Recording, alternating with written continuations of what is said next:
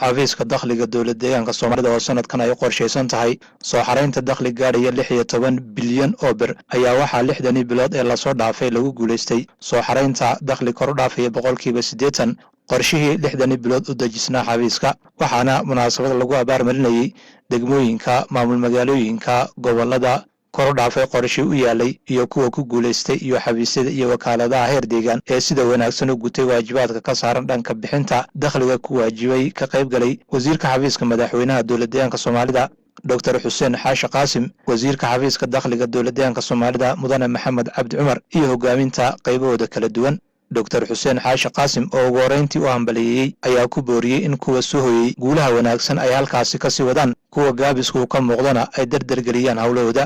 waan ku faraxsanahay inaan kala soo qayb galno xafladan lagu abaalmarinayo hogaamintii deegaanka heerarkeeda kala duwaneyd kamida dhalisay qorshihii dakhli dhalinta arintaas abaalmarinteedu waxay ku tusaysaa mudnaanta la siinayo dakhliga hadda intan dambe waa la qabanayay mar walba sanad walba waana arrin mudan in la xuso mas'uuliyiinta dadaasha kamida dhalisa qorshayaasha dawladda si guudba marka waxaan leeyahay intiinii hawshaas u guntantay kamida dhalisay aad iyo aad ayaad u mahadsantihiin shaqo sharaf leh ayaad qabateen mas'uuliyaddii ka soo baxdeen waxaan leeyahay abaalmarintanna waad u qalantaan hambalyo dakhligu waa laf dhabarta dawladnimada weeyaan hadda halku dhag la sameeyay oo inta hadda sida dalgii daryeel iyo dhaqo dheefsiya jiro xagga dakhliga oo la yiraahdo dakhligu waa dawladnimo marka in la fahmo macnaheeda oo sida loo hirgeliyo ayaa loo baahan yahay dakhligu waa dawladnimo waayo adeeg kasta oo la bixinayo wuxuu u baahan yahay dhaqaale lagu maalgeliyo dhaqaalahana waxa uu ka imanayaa waa dakhli weeyaan marka adeeg la yiraahdo duuduubkaas waxa laga yaabaa in wax guud u ekaado laakiin amniga oo dadkii ay wixii ugu muhiimsanaa bini'aadanka u baahnaa laga bilaabo iyo adeegyadii kale asaasiga ahaa ee dawladdu ay maalgelinayso waxbarasho lahaa caafimaad lahaa biyo lahaa iyo kaabayaashii dhaqaalaha infrastructure-kii oo jidad lahaa oo mataqaana leed lahaa wax walba maalgelin buu u baahan yahay maalgelintaasna dakhli bay ka timaadaa in marka deegaanku uu ka soo qaado wax 3 bilyan ka yar sanadkii dakhli ahaan markii isbedelku dhacay haddana la marayo 16 bilyan sanadka la soo saaro waa arrin bogaadin mudan weeyaan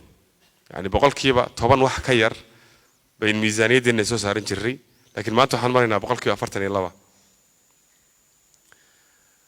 waa arrin bogaadin mudan laakiin waa hawl u baahan in la sii xoojiyo weey waayo deegaankeena kharashaadka asaasiga uu u baahan yahay oo ah mushaarka shaqaalaheena iyo ciidankeena iyo adeegyadan waxa la yiraahdo operational cost-ga lagu sameeyo adeegyadan asaasiga iyo kharashaadkan xafiisyada iyo hay'adaha dawliga ay isticmaalayaan ay ku dhaqdhaqaaqayaan marka la isku daro waxaan u baahanahay boqolkiiba 48% inaan soo saaro laakiin hadda 42 baan maraynaa boqolkiiba 48 miisaaniyadda soo saarno waxaan dabooleynaa waxa alla wixii kharashaadka hawlfulinta iyo mushaaraadka ayaan dabooleynaa marka lacagta aynu ka helno dawladda dhexe qasnada dawladda dhexe mashaariic horumarineed maan gelin lahayn degmooyinkan 30 iyo dhowrka degmo hadda la abaalmarinay ka baxsan oo qaarkood ay fiican yihiin oo 90 iyo qaarkood ay gaareen laakiin qaar ka yar hooseeyaan intaas waa in mataqaanaayay ay meelaha ay dhibaatooyinka ka jirto intay qeexaan kadib ay dhibaatooyinka xaliyaan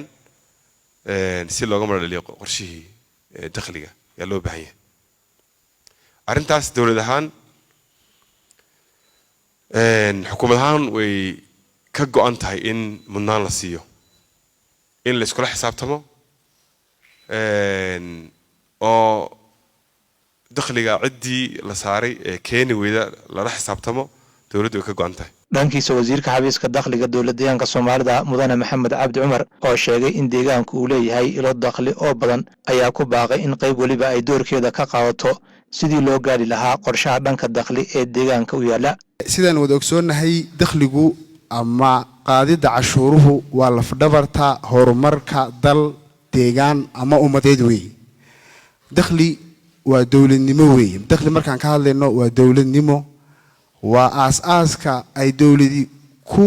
gaari karto baahiyaadka asaasiga ah ee ummaddu qabto weey. baahiyaadka asaasiga ah ee ummaddu qabto ee horumarineed ee nabadgelyo waxa lagu gaari karaa waa dakhli weey. marka dakhligu waa lafdhabarta ugu muhiimsan. haddaynu eegno deegaankeena Soomaalida intii isbedelka ka dambeysay trendiga dakhli soo saaritaaneed waxaad moodaa xukuumaddu inay muhiimad badan ama ahmiyad badan siisay in isku tashiga gudaha dakhligeena xooga la saaro. waa markii ugu horeysay 42% boqolkiiba 42 miisaaniyadda deegaankeena la ansixiyay ee golaha baarlamaankeenu ansixiyay ay ka soo baxayso dakhliga gudaheena ka soo baxaya. marka waxay muujinaysaa isku filaansho fiican ama jiho loo qaaday xagga isku filaanshaha in deegaankeenu uu ku socdo. marka arintaasi waa arrin bogaadin mudan. dadkii loo baahnaa jihada siyaasadeed ee halka u socota inay hirgeliyaan waa xubnaha maanta halkan jooga oo ugu horeyno مواقعك كلا دواني هاي الدولة دخل الناس هو بحال بكون يشان يطبعا حلقان دي يكان مانتا أفرتني 6% بوديريا مركز دخلي هان يكتب معناه وحيكون موجنيسا إن ديجان كانوا ليه هاي أود دخل دالينات أو آدو فربضان هدي معمولات هيرك كده كلا دوان أي جليان حوجي يشوه دي جلاب بحنا وسنة جديه واحد ناس بحي مدن يالي مروين مركان إجنا قرشها اللحدة بلاد waxaa ka mid dhaliyay oo gaaray yoolkii ay dhigteen sanadlaha ah waxa gaaray 4 gobol iyo 34 degmo iyo 2 maamul magaalo guud ahaan waxay noqonayaan 36 hay'adood oo 34 kamid ay yihiin degmooyin 2 ay yihiin maamul magaalooyin iyo 4 gobol ee Afrika marka la eego aggregate-ka goboladiisu degmooyinkiisu ay yihiin gobolkii ugu fiicnaa marka xafladda maanta abaalmarintoodu waxay daaran tahay ku socotaa 36daas hay'adood kala duwan waxa kaloo jira 5 xafiis heer deegaan ama institutionada deegaanka ka hawlgala oo iyaguna hormuud ka noqday cashuur bixinta 6 bilood ee soo dhaafnay waxaynu eegaynay ama aynu ku xulananay shuruudo jiray dakhliga la soo xareeyay xilliga la soo xareeyay warbixinta la keenay inahaas marka la isku daro xafiisyadii hormoodka u ahaa oo iyo shana iyaguna jira mudan yaaliyo marweyn waxaan la soconaa in adduunku hadda u guurayo nidaamka casriga ah ee digitalka waxa initiation fiican ama bilow fiican uu ka socdaa deegaankeena in nidaamka dakhli ururinta ama cashuur ururinta aynu u guurno nidaamka casriyaysan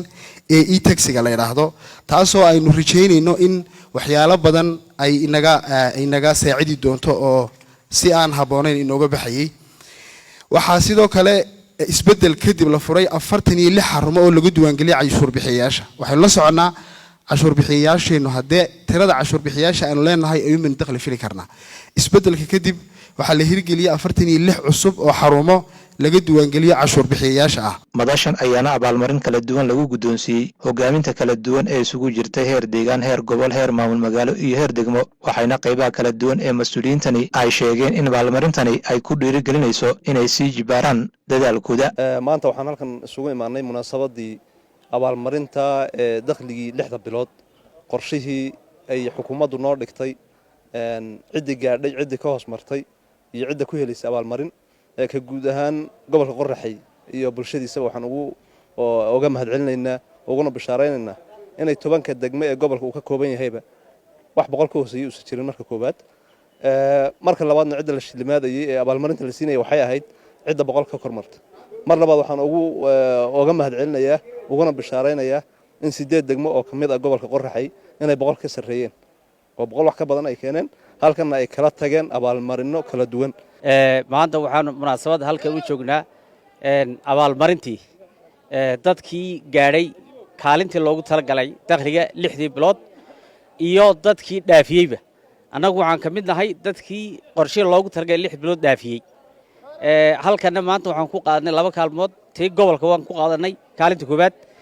tii degmadana anaga kamada xubnihii qaatay marka anagu waxaan 100% waxaan sii laba jibaari doonaa shaqada aan u sii qaban doono dhanka dakhliga